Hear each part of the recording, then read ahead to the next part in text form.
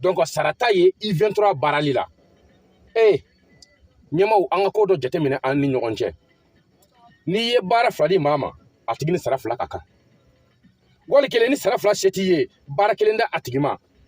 Aliu Badara yɛrɛ y'a jateminɛ k'a fɔ vraiment ko bɛ ka taa taabolo mun na nin ye aw de ye ne bila ko n ka taa foro la n ka taa sɛnɛ kɛ a ka di aw ye sumansi ɲuman o de ka sɔrɔ nka ni daba ma di ne ma baara in kɛli ma nɔgɔn ne ma dɛ an k'a jateminɛ an k'a filɛ an ka baara in di maa wɛrɛ ma an ka ɲɛmaw ko petu Badara de b'a kɛ ka sababu kɛ ni maa wɛrɛ taara sarana dɔw tigilamɔgɔ ma o tɛ sa wa mais n ma boli ni o yɔrɔ in ye Mali ou rien Mali walima foyi anw de ka ba Mali ba walima gansan golonde limanaw aw bɛɛ lajɛlen aw de ni ɲanduma aw sigiyɔrɔ cogo la jeli Amadu Darame Kungado ka bɔ ni ka foli tɛ n ko kulu bɛɛ lajɛlen na ɲinɛ ma kɛ des abonnés de la vie de Zɛgili maaw kɔ anw tɛ sɛgɛn anw tɛ ɲinɛ aw foli la ka a sabu kɛ la fila bi kuranna kɔnɔ kelen de ka di kelen ye karisa n dalen b'i la o ka di kosɛbɛ wa karisa n tigɛr'i la o de ye la ala cɛjugu ye aw minnu sɔnna ni ka danaya da anw kan des abonnés de la vie de Zɛgili la ɲinɛ ma kɛ info footmalen limanaw kɔ Jeli Amadu ka bɔ bi ni ala ma basi kɛ inshallahu hakili jigin don komi an y'a fɔ ɲɛna cogo min na o don an ka dola an taara an yɛrɛ sɔrɔ Rwanda Kigali kɔni o tuma an ni olu an ye filani bin kɛ filani bin dola a ma goya anw na nka a ma kɛ anw sɛbɛ yɛrɛ fana ye k'a sabu kɛ anw mago tun bɛ sebaaya de la ni ala m'o latigɛ n'a kɛra filani bin ye ni ala ma basi kɛ sibiri don n'o bɛ kɛ sinikɛnɛ an kɔrɔ yan nɔ nɛgɛ ɲɛ tan ani 7 o mana kalo sɔn na waati mun na ni ala ka jɛ ye inshallahu o bɛ kɛ segin ye a bɛ kɛ stade 26 mars la nka limanaw yani an ka taa ɲɛfɛ fɔlɔ a ka d'an ye ka an da don kuma dɔw la explication dɔw ka ɲɔgɔn bilasira fɛn mun de ye anw ka dege karamɔgɔ ye ani an ka cɛdenw bɛɛ lajɛlen an b'u bɔ k'u bɛɛ lajɛlen fo k'u waleɲuman dɔn fo an ka bila an kunna an ka cɛdenw dege karamɔgɔw ani a ka danganw o bɛ ka baara kɛ gɛlɛya kɔnɔ anw supporters anw tɛ ko dugumala dɔn nka ni a gɛlɛyara ka ban dɔrɔn an dusu b'an kɛɲɛ setan in bɛ tulon an na an bɛ wuli n'an ma taa nin joueur kari masi n'an ma taa o masa dɔgɔya dege karamɔgɔ an bɛ taa o masa dɔgɔya adamaden yanni i ka jigin i bin yɔrɔ la i tanu yɔrɔ o jateminɛ kosɛbɛ i ka sɔrɔ ka baara kɛ n bɛ don kuma jumɛn de la anw ka dege karamɔgɔ Aliu Badara Jallo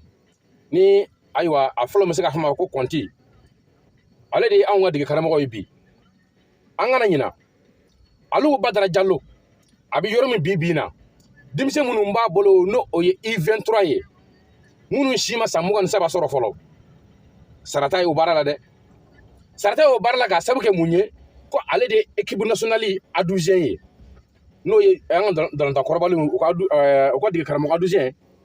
dege karamɔgɔ danga n'o ye an ka dalanta kɔrɔbalenw u ka dege karamɔgɔ a 12e dege karamɔgɔ danga ale mu o ye ale de ye donc sarata ye I23 baarali la ɲɛmaw an ka ko dɔ jateminɛ an ni ɲɔgɔn cɛ n'i ye baara fila di maa ma a tigi ni sara fila ka kan wali kelen ni sara fila se t'i ye baara kelen da a tigi ma Aliu Badara yɛrɛ y'a jateminɛ k'a fɔ vraiment ko bɛ ka taa taabolo mun na nin ye aw de ye ne bila ko n ka taa foro la n ka taa sɛnɛ kɛ a ka di aw ye sumansi ɲuman o de ka sɔrɔ nka ni daba ma di ne ma baara in kɛli ma nɔgɔn ne ma dɛ an k'a jateminɛ an k'a filɛ an ka baara in di maa wɛrɛ ma an ka ɲɛmaw ko petu Badara de b'a kɛ ka sababu kɛ ni maa wɛrɛ taara sarana dɔw tigilamɔgɔ ma o tɛ sa wa mais n ma boli ni o yɔrɔ in ye an ka denmisɛnw yɛrɛ ka fara ɲɔgɔn k'a fɔ ko u bɛ taa u ka ale la Kigali u ka tali tɔ tile 4 de tora n'u farala ɲɔgɔn kan ni farajɛkan minnu b'a fɔ ma ko internat limanaw o y'a kɛcogo ye n'a hakili denmisɛnw kan ka fara ɲɔgɔn kan ka tile 20 jate kɛ ɲɔgɔn bolo internat la ka ɲɔgɔn cogo dɔn ka ɲɔgɔn jogo dɔn ka ɲɔgɔn taabolo dɔn ɲɔgɔn dɔn tan se u ko u bɛɛ lajɛlen ɲini ka a dɔn nka o ma ye anw ta in na Aliu Badara Jallo kɛ in bi na a bɛ ka baara kɛ jamana kanu kama a bɛ ka baara kɛ jamana ka ɲɛta kama a bɛ ka baara kɛ jamana ka se ka kunnawolo sɔrɔ cogo min na nka a minɛ ma d'a ma dɛ a minɛ ma d'a ma wa denmisɛnw yɛrɛ fana ta a ko nisɔnna ni n bɔra yen an ka denmisɛn minnu bɛ farajɛ la olu minnu ma lakodɔn fɔlɔ diɲɛ fɛ u ma lakodɔn olu tɛ se ntalontan na fɛn kelen tɛ Alu Badara Kɔnte a y'a jateminɛ ko u ka tɔnw jateminɛ denmisɛn minnu bɛ tɔn na n'o y'a sɔrɔ ale mago bɛ jɔ olu la n'u bɛna faso dɛmɛ a y'u kofɔ ɲɛmaaw ye ɲɛmaaw y'a jira ko wari tɛ olu bolo ka ninnu lana ka na fara denmisɛn minnu bɛ Mali la kan ne hakili la ni denmisɛn ninnu minnu bɛ farajɛla bi na u na waati ye sisan de ye n'u nana sisan ka jamana kanu d'u la jamana dɔlɔnta ka dɔlɔnta anw fɛ kelen ni fila ɲɔgɔn na a bɛ jamana tin d'u la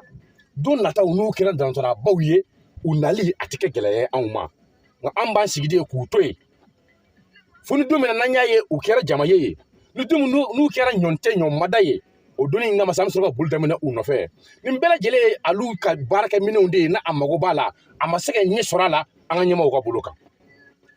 ɲɛmaaw an supporters aw tɛ kuma tiɲɛ fɔ anw ye anw kɔni a bɛ fɔ an ye dɔrɔn ko denmisɛnw taara nkalon ta u gosira denmisɛnw taara nkalon ta u gagnera ça se passe pas comme aw tɛ kuma tiɲɛ fɔ anw ye anw kɔni a bɛ fɔ an ye dɔrɔn ko denmisɛnw taara nkalon ta u gosira denmisɛnw taara nkalon ta u gagnera ça se passe pas comme ça wa anw fana anw supporters sigilen don jeli Amadu Darame n'a a ɲɔgɔnna naloma ninnu anw minnu ye canapé kɔnɔ joueurs ye an bɛ ka taa joueurs masa nin joueur nin ba don ta de nin ye fa don ta de ni tun ye ballon in centré min bolo bata tun b'a tati k'a don hey a bɛ tati ka don cogo jumɛn na malien problème anw t'a résoudre dɛ nous on l'aime trop déplacer les problèmes mais sans résoudre les problèmes mais n'i y'a déplacer n ka cɛ n'a mɛnna a bɛ segin ka na o donc yanni k'a fɔ an bɛna denmisɛnw jalaki yanni k'a fɔ an bɛna dege karamɔgɔ jalaki yanni k'a fɔ an bɛna an ka dɔlɔntanaw jalaki Alu Badara Kɔnte a bɛ ka diɲɛ ko bɛɛ lajɛlen kɛ bi bi na pour que hali n'a kɛra musakanin ye a ka d'u ma k'a sababu kɛ denbatigiw de don an ka ɲɛmɔgɔ bɔnn'o ma kolokoto peut-être don nataw la u bɛna se ka sɔn a ma nka bi u bannen b'a ma fɔlɔ dɛ o tuma maliyɛnw an k'o yɔrɔnin jateminɛ n'an ma ɲɛ kɛlɛ kɔ nin de ye an ka kɛlɛkɛta ye yanni k'a fɔ ko u bɛ taa ka an bolo da an b'an sigi ni ka an bolo ci ni ka a firifiri ni nan'o bɔ a la an ka o don dɔ la an tagara Kigali premier mi-temps na denmisɛnw an b'u dɔn balontan cogo mun ye ani mun ka di an supporters yɛrɛ ye dɔlan o y'a ta o tan cogo la a di yan n y'a d'i ma n sɔn n y'i sɔn waati min an ma yɛrɛ sɔrɔ 40 minutes la waati mun na automatiquement an ka dolan a fɛrɛkɛra anw bolo kun wɛrɛ t'o la mauvaise préparation mauvais voyage mauvais condition o y'an ka denmisɛnninw o y'u gɛn ni k'u minɛ dans un terrain kan n y'a sɔrɔ an ka certificat la a ko c'est l'attitude ni tubabu yɛrɛ ka girin koyi a ko sirima c'est l'attitude qui a fait o wa sanfɛ ka sababu kɛ mɔgɔ ninnu olu ka jamana olu bɛ kulu kan anw bɛ dugu ma an ka fiɲɛ samata o tɛ kelen ye a bɛ se ka kɛ o fana y'an ka denmisɛnninw sɛgɛn nka ko problème ma yɛrɛ yɔrɔ min na an ni problème bɔra so di ni ka taa Kigali an ni problème bɔra so ni ka taa Kigali Alu Badara Kɔnte i bɛ ka mun kɛ jamana in ye ala de k'i sara ye ala k'i sara a ko in na nka a ɲɛmaaw aw fana a y'i jɔ aw jɔyɔrɔ la a ye sabali aw kana geleke bila jeli Amadu Tulen na n t'a fɛ ka kuma jugu fɔ maa ma n t'a fɛ ka maa lagosi n t'a fɛ ka maa denigire a ka di ne ye an ka kiritigi kɛ mais fɛn min ye denigirema ye an k'o bɔ kow la n bɛ kuma jɔ yan k'a fɔ ɲɛna Alu Badara a n'a ka dangan ani an ka denmisɛn dɔrɔntana ninnu u tɛ condition na u ni fɛn min ka kan a tɛ ka d'u ma u siyɔrɔ ko cogo t'a la mun de y'i kama yɛrɛ u ma don internet la joona aw b'a kun dɔn wa ko kabala jiko ka gɛlɛn ɲɛmaaw aw b'o kalama kabala jiko ka gɛlɛn mais bref ni ala ma basi kɛ samedi n'a bɛ sibiridenw ma kalo in tile 29 nɛgɛ ɲɛ 17 n'u k'a ma ko 17h o mana kalo so waati mun na o bɛ kɛ anw ka dola ye anw ani Rwanda ala ka se kɛ Mali ta ye ala ka se k'an ta ye nka an ka ɲɛmɔgɔ tɛ ka baara kɛ dɛ mais an mana se sɔrɔ nin nkalon na an bɛ ala fo ka denmisɛnninw fo Badara Jalo a n'a a ka denmisɛnninw k'u bɛɛ lajɛlen fo k'u waleɲuman dɔn jamana kan de b'u bila a la nka fɛn min ye donsara ye a bɛ daminɛ 2000 2000 n'o bɔra la 1000 sigiyɔrɔw bɛ yen nɔ ni o nana bɔ a la 400 sigiyɔrɔ bɛ yen nɔ 200 sigiyɔrɔ bɛ yen nɔ jeli Amadu n'a ɲɔgɔnnaw bɛ taa sigiyɔrɔ min na a 200lama ninnu an bɛ se ka taa sigi yen fana nka fɛn fɛn bɛ se ka anw bɔ bolo la bi o ye duwawu ye